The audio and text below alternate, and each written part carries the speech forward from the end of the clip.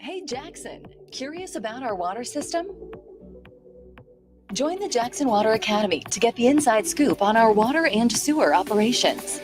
3 sessions, 3 months, and a whole lot of hands-on know-how. You'll even get a behind-the-scenes tour of the O.B. Curtis Water Treatment Plant. So if you're ready to dive in, head to jacksonwater.com/Water Academy or give us a ring at 601-500-5200 to apply. But hurry, spots are going fast. Hello, everyone. Thank you so much for joining me for WLBT Plus. My name is Kara Shirley. I'm your digital news desk host, and we are again continuing our series on interviewing all of the candidates for the Jackson mayor position. And today we have with us Mr. Marcus Wallace. How are you doing today? Good afternoon, Kara. I'm glad to be here. I'm glad to have you here. Yes, ma'am. So to some of the people who may not be familiar with you, know anything about you, why don't you just kind of introduce yourself real quick? Well, again, good afternoon. My name is Marcus Wallace. I am a former mayor, the former mayor of Edwards, Mississippi, where I served 2 terms from 2013 to 2021. I am also president of Mack & Associates, which is a commercial construction firm that's been locally here in the city of Jackson for about 27 years. I started my company in 1996, have done several projects for the city of Jackson, Hinds County, and state of Mississippi. And I've been a local humanitarian in the city for about 30 years. I've done a lot in the community with the children, the homeless, and the elderly. Throughout the city.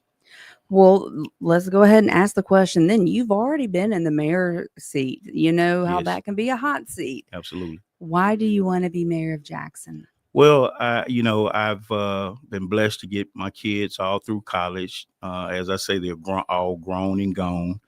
And so now I'm at this point in my life where being a great humanitarian and a public servant means a lot to me. Jackson has suffered for a long time. I started my campaign December the 8th, 2021, and I've been out here almost, about 4.5 years. Mm-hmm. And I've been all over the city several times, and I've listened to the concerns, and I've heard the citizens cry. And, I just feel that not just from the mayor seat standpoint, but just the political arena all the way around, it's time for us to stop electing what I call show horses and start electing workhorses. And Marcus Wallace has definitely been a workhorse throughout this community for several years. When you say you've heard the cries of the people, you've been out there and you've talked to them, what are some of the top issues that you are being that's being brought to you as far as from Jackson citizens, the top concerns, maybe the top three concerns? Top three concerns has been one, crime, of course. Second one, people just want good, clean water, and the citizens want someone that's going to put Jackson first. Hmm. They just feel like they've been neglected for so long, and they just want someone that's going to put Jackson first. And so there are some essential things, some simple things that we can do starting out to make the citizens feel like Jackson is going to be first under my leadership. Tell us about some of your involvement here in the community of Jackson or city of Jackson. Well, here in the city of Jackson, I've been very supportive of the fraternities and sororities. The children, anyone that knows me, they know that I have spent a lot of time and resources with young men, and particularly uh, a few young ladies because I have daughters, but mainly the young men. When my son was in the seventh grade, I grabbed 25 young men, and I've been with them. I was with them from seventh grade all the way through college. 17 of them, I was able to get college scholarships because what I did was I started an AAU basketball team. And so when they were out of school, we were gone. We traveled to tournaments to get, college exposure from the recruiters.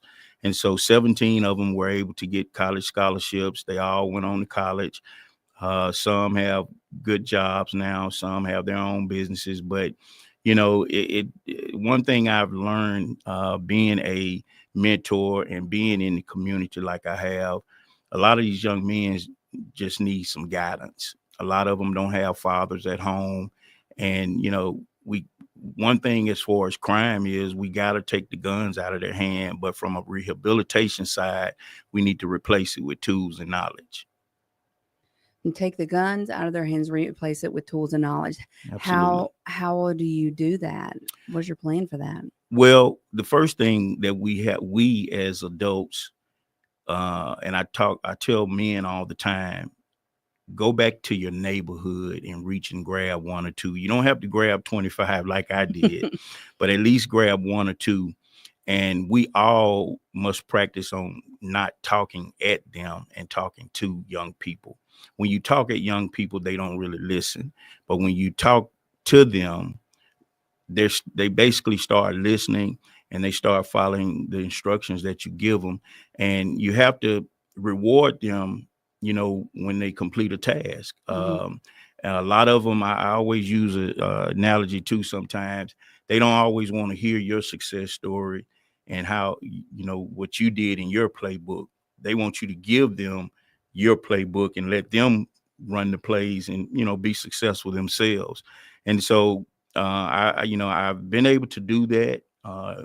Not just talking it, I've walked it. And Hmm. so I know that is something that will definitely help the young people. I even said, from a crime standpoint, when we incarcerate these young people, it doesn't help them to leave them in a cell 23 hours and just let them out 1 hour a day. We don't realize how that messes with their mental capacity. And so, as mayor of the city of Jackson, I would identify these construction firms, for instance, who make a lot of money with the city of Jackson, or for instance, Puckett Machinery. And as a mayor, I would go talk to Mr. Puckett and say, "Hey, are you willing to put some used equipment at the jail down in Raymond?" And Sheriff and I would fence in a section, and we will get these people out of the jail cell 4 or 5 hours and teach them how to operate equipment. Do you know what that would do when someone gets out and they're able to be a certified operator and can instantly start making $23 an hour? Hmm. So those are the type things I think that, when I say a workhorse, I'm saying, we need leaders who are willing to go the extra mile to dissect situations down and say, hey, let's try to figure something out to make this work for everybody. What are some of the biggest misconceptions you think voters have out there? Well, one, there was a survey done back here a few months ago because when I first started out in 2021, my colors on my campaign were red and blue.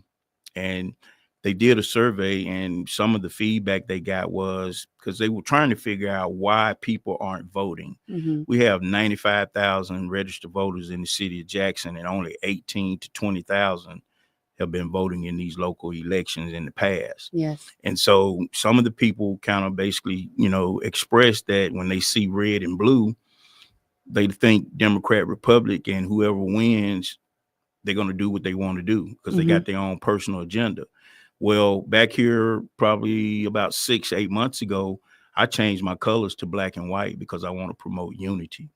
When I became mayor of Edwards, one of the first things I stated to all the citizens, I said, there will not be a black Edwards and there will not be a white Edwards. There's going to be a one Edwards. Same thing applies to Jackson. There's going to be one Jackson where all citizens in this city are going to matter. One thing we talked about before we came on air was I asked you the population size of Edwards, and it is a much smaller population size than Jackson. How does or do you think that you would be a good candidate for Jackson? Just simply, I mean, obviously you think you would not be running if you didn't, but going from 1,000 people that you are overseeing with the city of Edwards to Jackson, how do you think that's going to translate? Well, when I first ran for Edwards, I didn't run because I wanted to be in public service. My grandmother called me one day and she told me, she said, Marcus, go back home and try to help make a difference. And I was like, Medill, why would you want me to do that? My construction company was booming at that time. She said, I didn't ask you that. I told you, go home and help make a difference. And so when I got there, of course, they gave me some opposition and I took it all the way to Supreme Court. And the night that I won the special election, an old man about 80 years old came to me with tears in his eyes. And he said, son, we never thought we would see hope here again.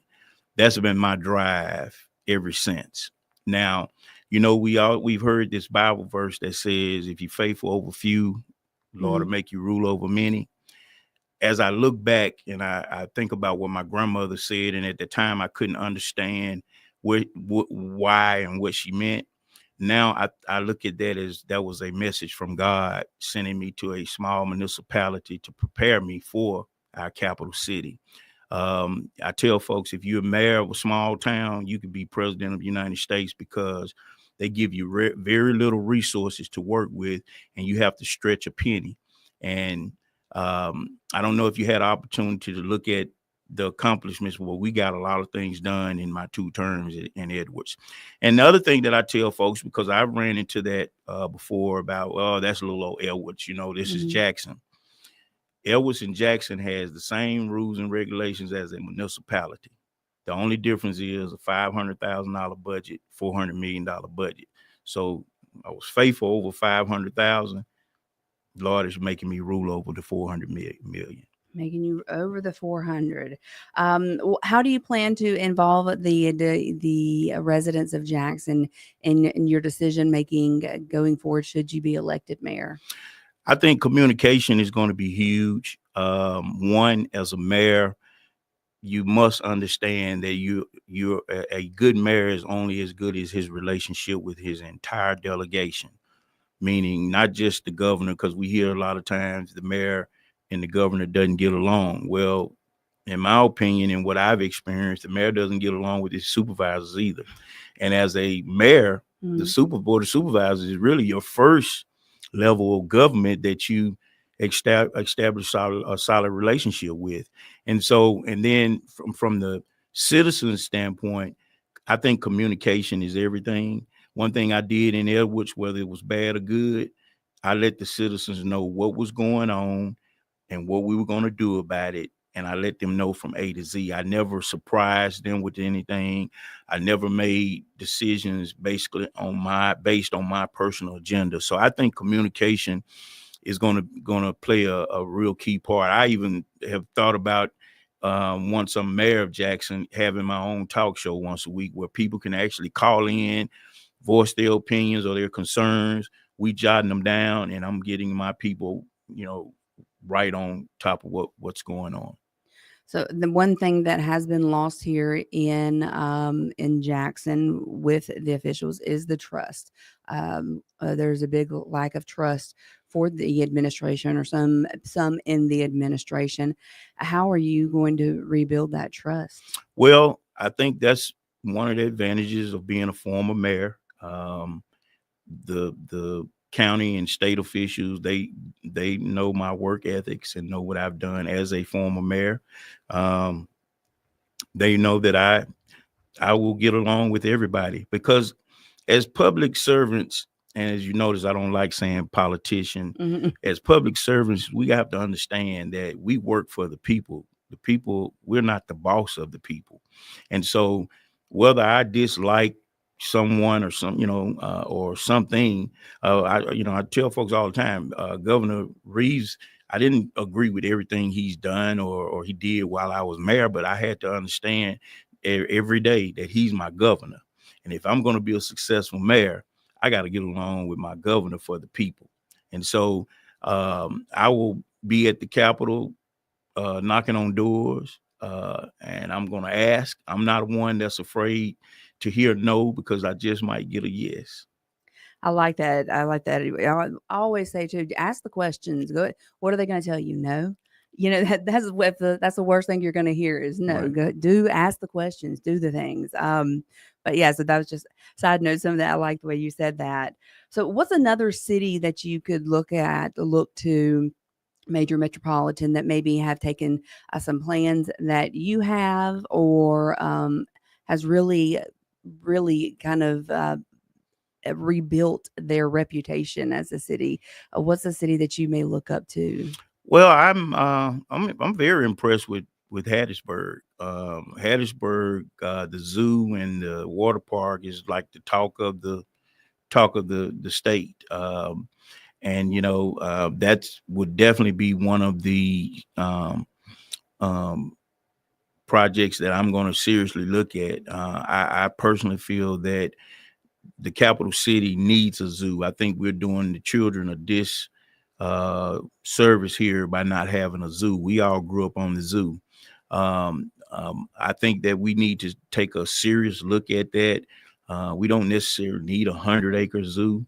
I think Hattiesburg Zoo is under 20 acres, but people are coming from all over the state going there to visit the zoo. And I want to relocate the zoo where it will benefit not just Jacksonians, it's going to benefit Mississippians, and it's going to also attract visitors when they're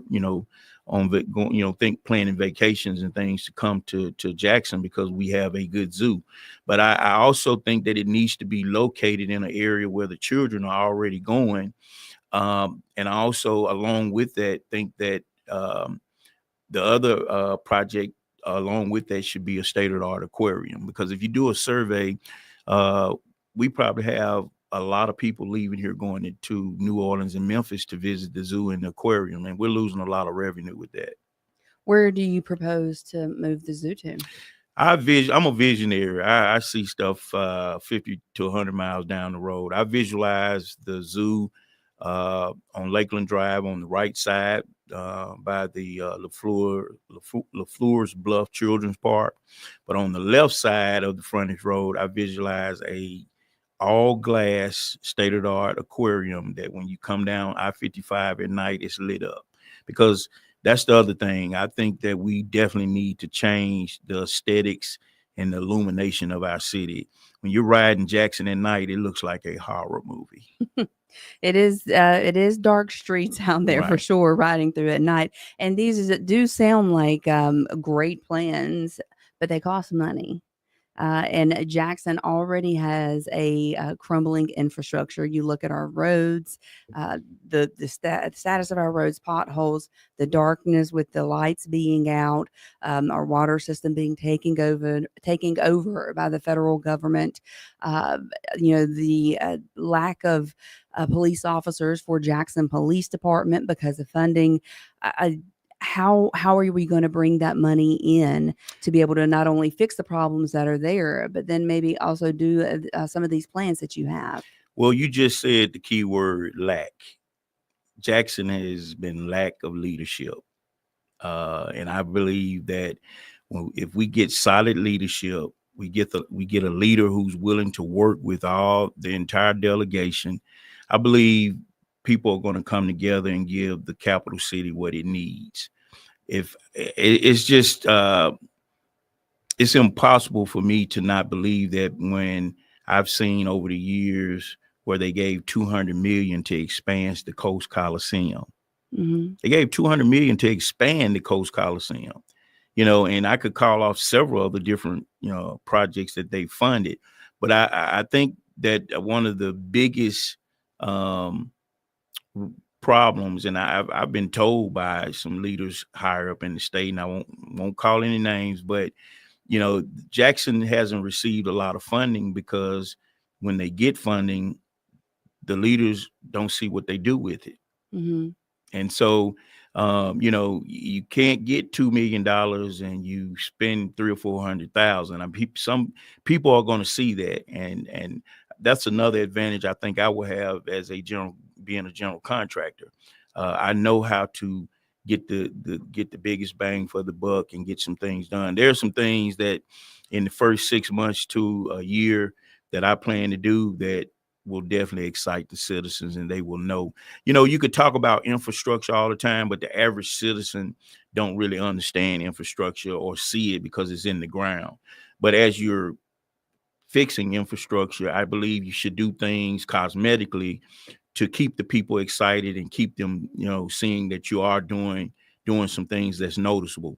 For instance, the stripes in the streets, the viaducts around the city, these things have not been washed and painted in probably 40 years. But fresh paint on the stripes and on the viaducts and tree limbs trimmed, those things will keep the citizens encouraged, and they will see that things are really being done. Another thing that I think that's a major problem here in the city, if you notice, to say if we go back 10, 15 years, we haven't had this many power outages like we have now. That comes from overgrown vegetation.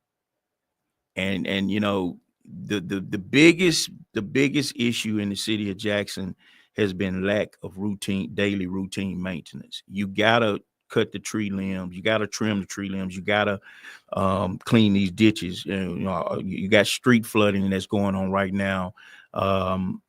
Because ditches are not clean and the water can't drain off the streets.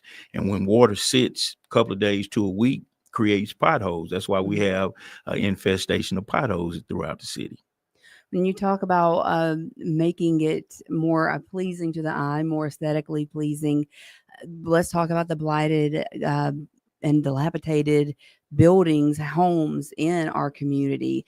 You have squatters coming in, homeless people coming in, and it really is a deterrent to making people Yes, it want is. to make Jackson their home. That's right. So, what could you do? What's your plan to do for that area of Jackson that needs help, the blighted communities? My biggest success as being a former mayor was I never worried about being reelected. I said, I'm going to do the right thing the 4 years that I'm in office. And if I get elected, good. If I don't get reelected, good. If I don't. And I say that to say, as far as the blight is concerned, um, the next mayor of Jackson is going to have to apply pressure to property owners and the real estate investors. We have a lot of real estate investors who are coming in here, buying up all these houses, these properties, and they're just leaving them abandoned and, looking the eyesores that they are until they decide they want to invest the funds in them. Well, I'm going to probably adopt Mayor Hawkins' attitude from Madison on that. Mayor Hawkins will red tag your door in a minute. Even if your grass it hasn't been cut, they'll leave a tag on your door saying, you need us to come cut your grass. And so we're going to have to apply that kind of pressure and, let real estate investors know that, hey, you're welcome to sit on this property as long until you secure financing or whatever you got to do, but you're going to have to keep it clean. And we're not going to just tell them that. We're going to do just like they do in Madison and other places. We're going to give them instructions on this grass needs to be not higher than 2 inches, or the curbs need to be edged. That's one thing that's a huge pet peeve of mine. When grass is cut and the curbs are not edged, that's just like going to the barbershop, getting a haircut and not getting a line. So we're going to apply pressure on those type things. And again, I'm going to do what's right. I'm not going to be interested in doing what's political or popular. But to do all of that, it takes code enforcement, and there is a lack of code enforcement officers here in the city of Jackson, again, which will take money to hire more. How are we going to bring in that money to do these things? Well, one thing we'll do, my administration would do when we first get in, we would take an audit of the maintenance workers.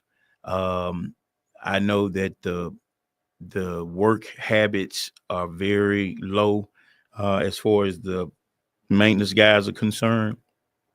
And so what I would do is I would identify the maintenance crews to see how many adequate maintenance crews we have. If we only have, say, 3 to 5, I would recommend making those like the emergency crews, like when citizens call and a tree has fallen, I can send them directly to take care of that. And then to get things under control, I would recommend privatizing, because as a contractor, I can tell you, if there's a job that needs to be done, the contractor is going to make sure it's done, because that's the only way he and his workers can get paid. But a maintenance person may ride the clock 3 or 4 hours, and it may take forever for them to get it done.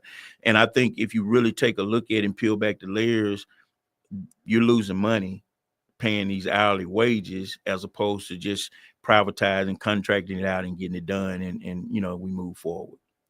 What do you think then? I mean, out of all of these things that we've talked about, what do you think is the biggest problem that Jackson is facing? Crime is probably the biggest. I had a crime issue, and I use a lot of analogies. I tell folks when Coach Primetime left Jackson, he went to a bigger university, but he took his playbook with him.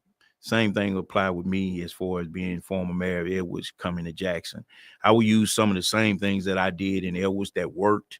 I would do them here in Jackson. And crime, for one, criminals know that the problem in Jackson is police presence and police response time. We got to get more officers back on the street, and we got to get the response time down. My goal is to get it under 10 minutes, because when criminals commit a crime, they're trying to get to the highway. And so we want to make sure that we got officers all over the place where when that goes out on the radio, they're able to respond, and we can apprehend these criminals and get them off the street. But when I was in Edwards, of course, money was an issue there. Funding was an issue there. But what I did was I created a part-time program where we always talk about trying to help teachers, for firefighters and police officers get more money in their household. So what I did was, since I couldn't bring on full-time officers, I created a part-time program where I allowed officers from Port Gibson and Pelahatchie and other municipalities to come work part-time. And so we were able to build a strong police force. And during that time, Edwards had one of the lowest crime rates among small municipalities. I think out of the 8 years I was there, we had one homicide within the city limits. Wow. Yep. Wow. And, crime has gone down here. Chief Joseph Wade, I believe, is doing a good job with the Jackson Police Department. Because the numbers are going down. May not be a drastic amount, but they are going down, which is a good thing. But you mentioned Coach Primetime, leaving for a bigger place, but taking his playbook. Well, how can you convince people to not leave Jackson for maybe not a bigger place, but a suburb of Jackson, or go Right. into one of our bedroom communities. Well, before I respond to that, let me just echo what you said. I think Chief Wade is doing an excellent job. I think that he just needs some more resources. And as mayor of the city of Jackson, this is one of the things that I would definitely, first off, have conversations with the governor, lieutenant governor. I think first and foremost that all agencies within the city of Jackson, meaning JPD, Hines County Sheriff, Capitol Police, should all be making the same salaries, because you can't expect this officer making $12,000-15,000 less to do the same job this officer that he's got to look at every day making more than he's making. Mhm. So I think that we should make that even across the board, create a metropolitan police, I would say. And until we get this crime under control, give every single law enforcement person, I mean, even the park ranger, give them jurisdiction over the entire city. That way, when we send these calls out of a crime being committed, whoever's in that area can respond to it. And so those are some of the things that I would do to try to help Chief Wade, Sheriff Jones, and Chief Lucky as well. I think the three of them is a all-star cast of law enforcement, but it's just a few little things I think we need to fine-tune. But now, as far as encouraging people to stay here, I've for the last 4.5 years, one of my things I've told people is don't give up on Jackson yet. Jackson is a great place with a lot of potential. We just have been shortchanged over the last, I would say, 6 years of not doing some of the right things, not marketing ourselves. Because believe it or not, when people come to visit Jackson, they love it here. They love it here. So I can just imagine what would happen if we give, people more attractions, if we care about our city a little more, and if we, like I said, dissect things down and take a serious look at what's really going on. And I guess you may say, what you mean by that? Let's use the parking meters, for example. Mhm. I personally feel that it was too early to put new parking meter system in, because if we're trying to build in our downtown and attract people downtown, we need cars flowing. It's just Mhm. like, I'm gonna say, for instance, a nightclub. If it's only 10 people in the nightclub, people gonna walk in and walk back out. But if it's packed, you're gonna have more people trying to come. And so I think we could have waited a little while before we started charging with the parking meters, because if you drive down Capitol Street in the middle of the day, right there across from the governor's mansion, it looks like it's a holiday. And so, again, I would express and encourage the citizens to not give up on Jackson just yet. I think, with the right leadership, I think that right leadership and strategically moving a few things like our zoo, I think we can start attracting more businesses back into town. I'm willing to go on the limb and bet that if we move the zoo, Cracker Barrel will be back in here. Because think about it. Back in our day, Po Folks was the family restaurant. Mhm. Cracker Barrel is like the family restaurant. So people come to visit and go to the zoo, they're going to eat before or after. Mhm. And I can guarantee your family of 4, 5, 6 people, Cracker Barrel is going to be one of the ones they consider. So that's the business sense that I have in my marketing background, to think that that's exactly what would happen. Well, let's talk about your business sense then, and use it in the sense of revitalizing downtown Jackson. Uh, what are your plans? Do you think it can happen? Do you think downtown Jackson is revitalizable? Absolutely, absolutely. Like I said, there are a couple of things that I, would try to do in my first year. One, Pearl Street is the main entrance into downtown, and I want the listening audience to really think about this.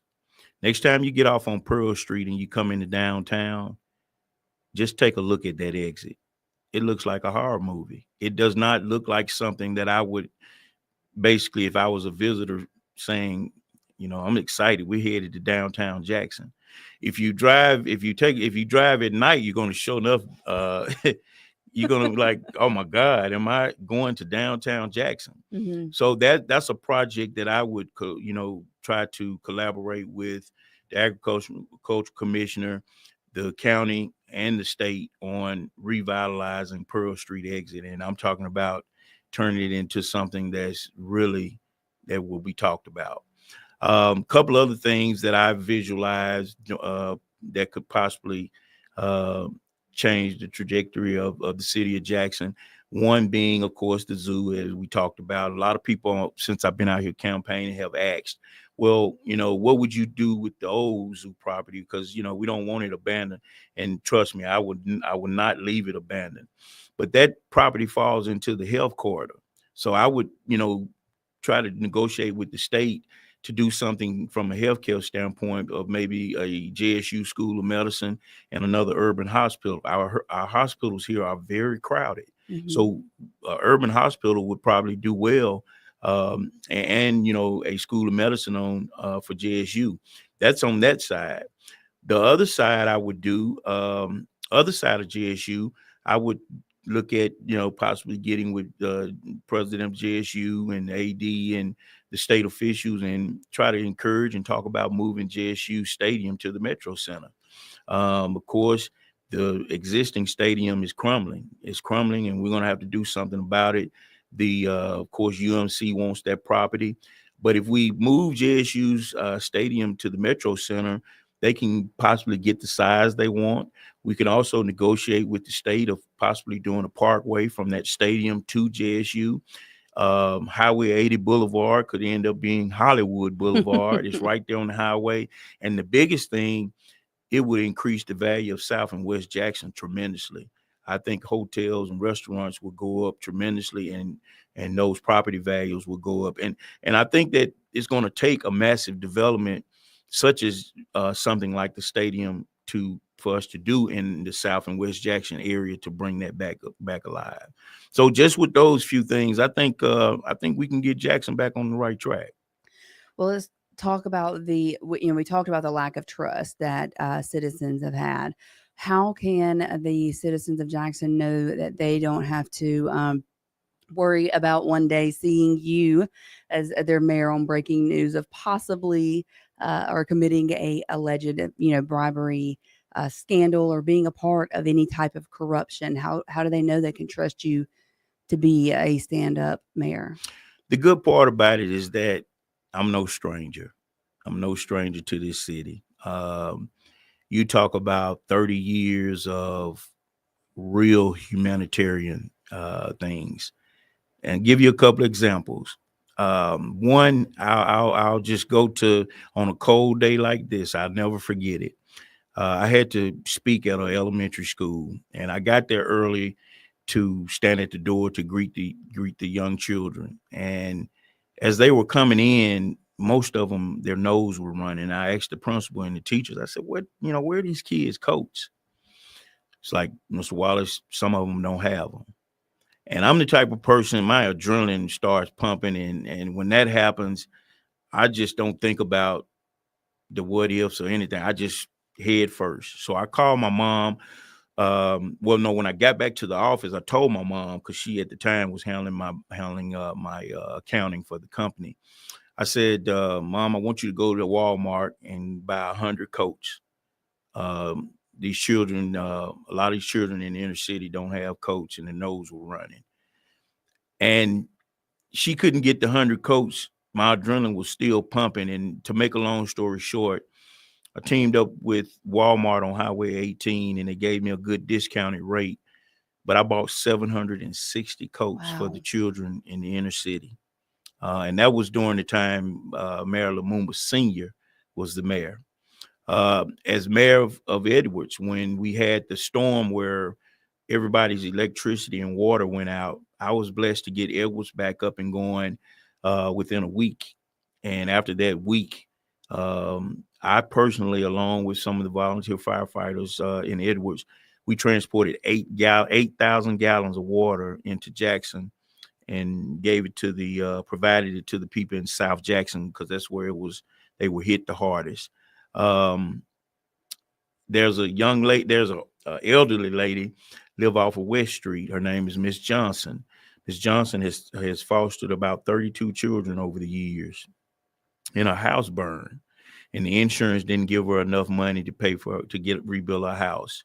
Well, Marcus Wallace and his construction firm, I built that house out of my pocket. I built it back for out of my pocket. Those are just some of the a few things that I've done in this city. And so I say that to say that I'm no stranger. A lot of the citizens in this city, they know me personally. They know my heart. They know that if anybody will have Jackson first, it will be Marcus Wallace. Well, before we go, excuse me, before we go today, is there anything else that you would want to say to those who are looking at you watching this, who may be considering voting for you but haven't made that decision yet?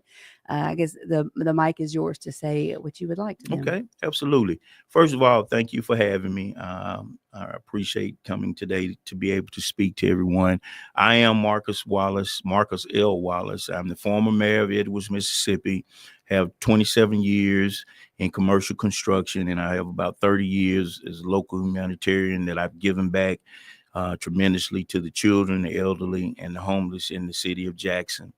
I want to just express to the citizens that, again, we have 95,000 registered voters, but only 18 to 20,000 have been voting in local elections.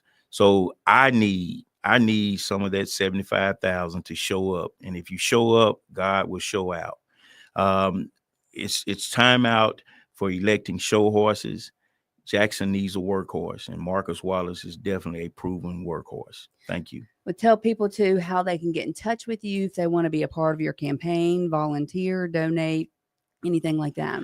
You can go to my website, which is www.wallaceformayor2025.com. All the social media outlets, you can look up Marcus L. Wallace or Marcus L. Wallace 2025. My personal number is 601-573-1892. Of course, if you see that truck and trailer that's been out here for about 5 years, just honk your horn and I'll pull over and we can talk and do whatever. That's awesome. Well, thank you so much for coming and being on today. We will be back tomorrow at 1:00, having another mayoral candidate on with us here on WLBT Plus. Make sure you're here at 2:30 for the First Alert Weather Team. We do have that ridiculously cold weather coming in. Actually, it's already here, but tomorrow is a First Alert Weather Day. So you want to be here with our meteorologist, our First Alert Weather Team, so they can give you the full details on our First Alert Weather Day. Mr. Wallace, again, thank you so much for coming in. I appreciate it. And everybody watching, you guys have a great day. Thank you.